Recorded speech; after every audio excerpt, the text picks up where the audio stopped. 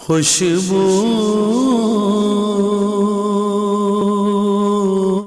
بسم اللہ الرحمن الرحیم الصلاۃ والسلام علیک یا رسول اللہ وعلی آلک واصحابک یا حبیب اللہ۔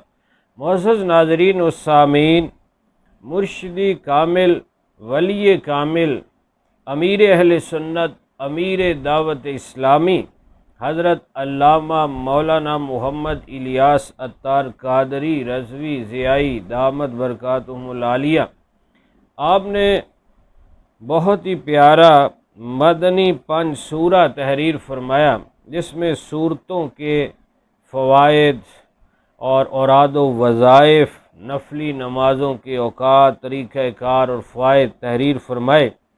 اس کا ہر گھر میں ہونا بڑا مفید ہے، اس کو مکتبۃ المدینہ سے حاصل کر لینا چاہیے اور گھر میں رکھنا چاہیے، پڑھنا چاہیے۔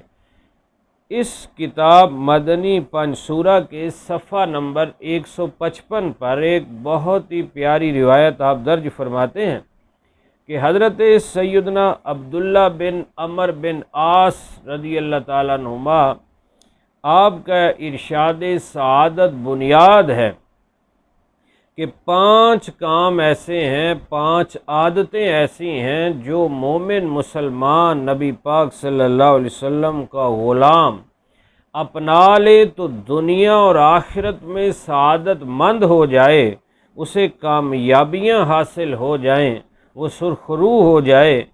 نمبر 1، وقتاً فوقتاً لا الہ الا اللہ محمد الرسول اللہ پڑھتا رہے، یعنی کلمہ طیب، کلمہ شریف پڑھتا رہے، جب اسے یاد آ جائے کلمہ شریف کا ورد کر لیا کرے۔